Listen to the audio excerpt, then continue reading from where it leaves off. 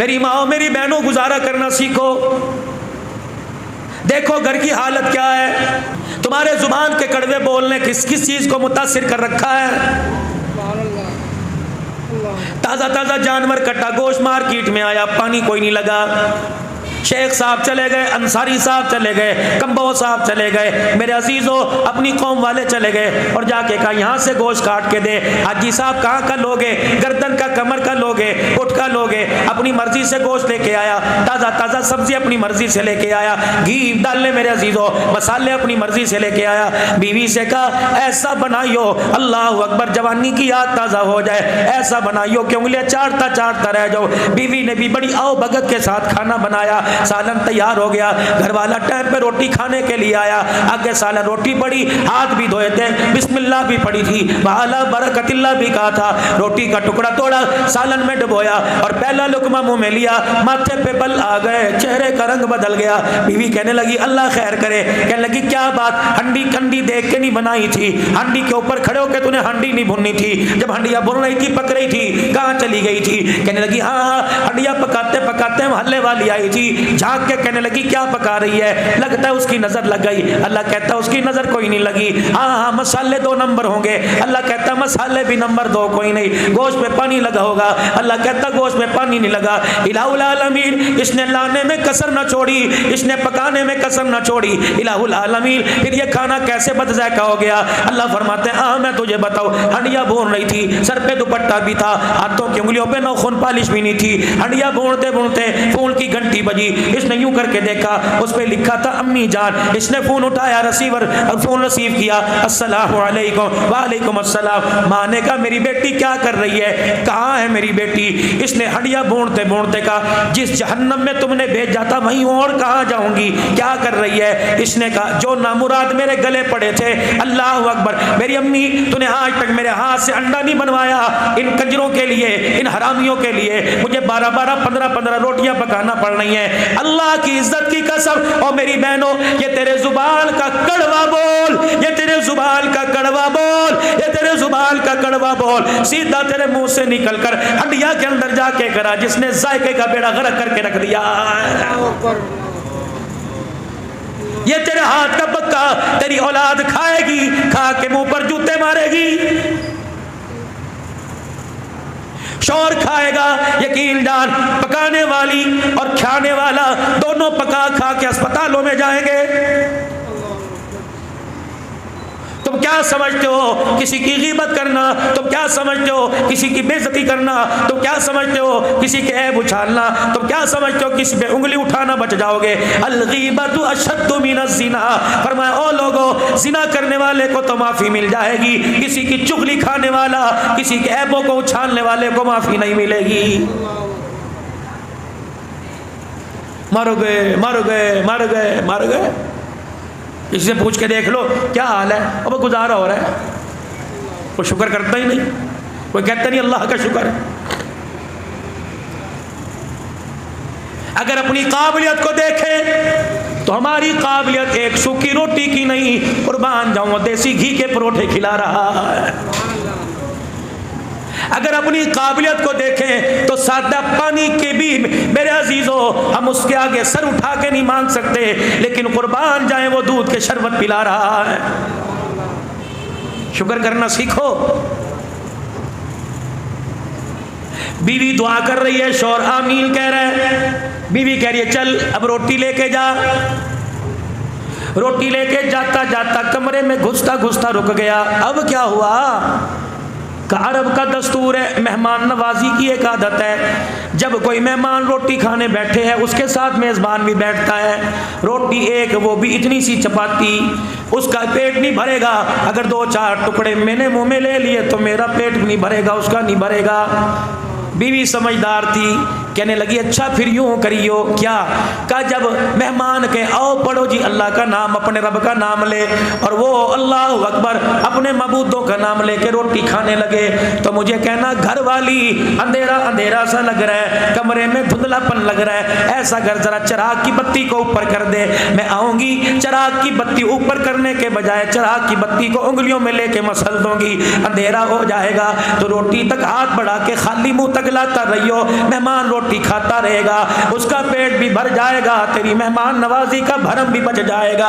اللہ اکبر۔ جب دسترخوان لگا، گھر والی ذرا چراغ ذرا اونچا کر دے، روشنی ذرا تیز کر دے، گھر والی نے چراغ اونچا کرنے کے بجائے چراغ بجھا دیا۔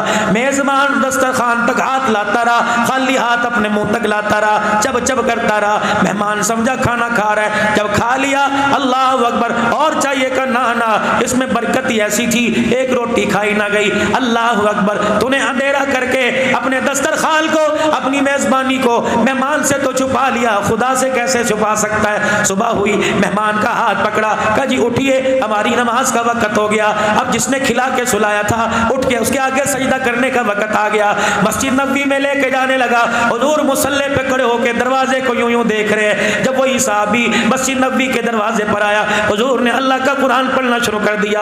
وَيُؤْثِرُونَ عَلَىٰ أَنفُسِهِمْ وَلَوْ كَانَ بِهِمْ خَصَاصَةٌ۔ اللہ اکبر۔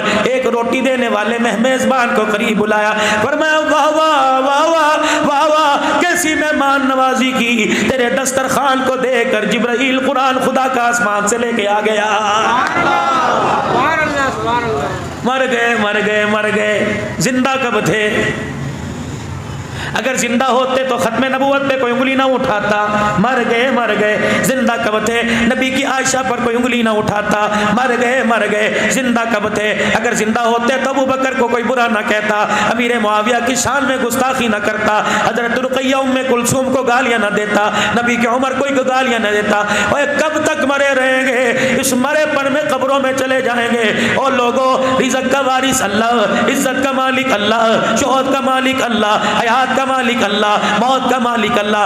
ڈٹ جاؤ ڈٹ جاؤ، کفر کے مقابلے میں ڈٹ جاؤ۔ رب کعبہ کی قسم ہے، بدر کا میدان تھا، 313 میدان کے اندر اترے، پیر میں جتی کوئی نہیں، سر پہ ٹوپی کوئی نہیں، کال پگڑی کوئی نہیں، پیٹ میں روٹی کوئی نہیں، تن پہ کپڑا کوئی نہیں، لیکن میرے عزیزوں ایمان کا جذبہ لے کے اترے تھے۔ ان کے ایمان کی طاقت کو دیکھ کر جبرائیل بھی اپنا لشکر لے کے ان کے ساتھ آ کے کھڑا ہو گیا تھا۔ شکر کیجیے اللہ کا ادا، ہر حال میں اللہ کا شکر۔ 3 باتوں کا خیال رکھ لو، ہمیشہ ہمیشہ کامیاب رہو گے۔ پہلی بات یہ، کبھی بھی اپنے دسترخوان پر، کبھی بھی اپنے دسترخوان پر میرے عزیزو، اللہ اکبر، کبھی بھی میرے عزیزو اپنے دسترخوان پر حرام کا لقمہ لے کے نہ آنا۔ بچوں نے آم مانگے، کہہ دے بیٹے گنجائش کوئی نہیں، بچوں نے فروٹ مانگا، کہہ دے بیٹے گنجائش کوئی نہیں، ان کی فرمائش بے شک 15 دن میں پوری کر، ان کی فرمائش بے شک 10 دن کے اندر پوری کر۔ خبردار اپنے بچوں کے لیے حرام نہ لے کے آئیو۔ اگر تیرے دسترخوان پر، میری بہن، میری ماں، میری رانی، اگر تیرے دسترخوان پر حرام کا لقمہ آ گیا تو رب محمد کی قسم ہے تیرے آنے والی 3 نسلوں کا بیڑا غرق کر کے رکھ دے گا۔ بچوں کو پیچھے لگا دیا، ابو گھر آوے تو کیا کہنا ہے، ہم نہیں بازار سے برف لے کے آتے، ہم نہیں کولر کا پانی پیتے، ہمیں فریج لا کے دے، جہاں مرضی سے لا کے دے۔ پتہ ہے یہ ابو 6 سال بھی دن رات محنت کرتا رہے، فریج نہیں لے کے آ سکتا، لیکن گھر کے اندر کل کل روٹی کھانے لگا ہے۔ تیرے ساتھ تو رہنا ہی دشوار ہے، تیرے ساتھ رہنے سے بہتر تھا اچھا گاڑی کے نیچے آ کے مر جاتی، ہمیں زہر کی گولیاں لا دے۔ تو کیسا باپ ہے؟ دنیا کے باپوں کو دیکھ، ٹی وی بھی، فریج بھی، گاڑی بھی دروازے پہ کھڑی ہے۔ ایک بچوں نے فرمائش کی، تیرے سے نہیں کریں گے، کسی محلے والے سے کریں گے، فریج لا دیتا کیا تھا۔ اب یہ اللہ اکبر ساری رات کروٹیں بدلتا رہا، اسے فوم کے گدے پہ کانٹے چبھتے رہے۔ یہ اٹھا، بیوی نے سیدھے منہ بات نہ کی، اس نے کپڑے مانگے کہ وہاں پڑے ہیں، اس نے روٹی مانگی کہ اچھا کیا مصیبت دے رہی ہو، رات کھائی نہیں تھی۔ کل کل کل کل کل سے بچنے کے لیے اس نے بڑا چھرا اپنے ہتھیار اپنے بازو میں سے نکالا۔ اس نے نہ پیر دیکھا نہ فقیر دیکھا، اپنا دیکھا نہ پرایا دیکھا۔ گھر کی کل کل سے بچنے کے لیے اس نے دکان کا چھرا تیز کر دیا، حرام کمایا، حلال کمایا۔ اللہ اکبر، تنگ آمد بجنگ آمد، پھر پتہ نہیں کہاں سے سود پہ پیسہ اٹھا کے لاٹری کی بولی لے کے گھر کے اندر فریج لے آیا۔ تو نے فریج کے اندر برف کا پانی، ایک پیالہ پانی کا رکھا، برف کا پیالہ جب فریج کے اندر جب کے باہر آیا، فریج فرشتے نے اعلان کیا اور اعلان کر کے کہنے لگا اے برف کا پیالہ نکالنے والی، تو نے اس برف کے پیالے میں پتہ نہیں کتنے مظلوموں کا خون ڈالا ہوا ہے، پی لے، شربت بنا کے پی، روح افزا بنا کے پی، دودھ سوڈے بنا کے پی، میٹھا دودھ کر کے کلو کلو پی جا، گٹ گٹ کر کے پی جا، لیکن اس پیالے کو، اس ٹھنڈے برف کے پیالے کو اپنے ہونٹوں کے لگانے سے پہلے سوچ لینا پتہ نہیں کتنے مظلوموں کا خون اس میں آیا ہوا ہے، پتہ نہیں کتنے پریشانوں کے آنسو اور دم اس میں آئے ہوئے ہیں۔ برف کا پیالہ تو تجھے مل گیا، خدا کی طرف سے فرشتہ اعلان کر رہا ہے تجھے حوض کوثر سے محروم کر دیا گیا ہے۔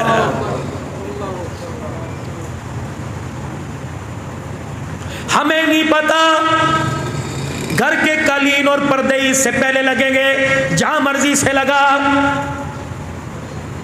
ادھار مانگ رہا ہے، ٹوپی رکھ رہا ہے، راتوں کو چھپ چھپ کے دوست کو فون کر رہا ہے یار 50,000 دے دے، تیری بھابی بڑا پریشان کر رہی ہے۔ اور میرے یارو، جس نے گھر میں پردے لگائے، جس نے گھر میں قالین لگائے، اسے بھی تو رات کو اٹھ کے دیکھ کروٹ بدل بدل کے رات گزار رہا ہے یا خراٹے مار کے سو رہا ہے۔ اگر کروٹ بدل بدل کے رات گزار رہا ہے، اٹھ کے اس کے پیروں میں بیٹھ جا اور اس سے پوچھ کہ ہماری وجہ سے تیری نیند خراب تو نہیں ہوئی، ہماری وجہ سے تیری نیند خراب تو نہیں ہوئی؟ اگر تیری بے چینی کا ذریعہ ہم بنے، ہم تیرے سے معافی مانگتے ہیں، ہم گھر کے پردے قالین نہیں چاہتے، ہم ہاتھ پکڑ کے جنت کے اندر تیرا ساتھ چاہتے ہیں۔ آ جا کے نتیجہ کیا نکلتا ہے؟ طلاق دے دے، آسان کام ہے۔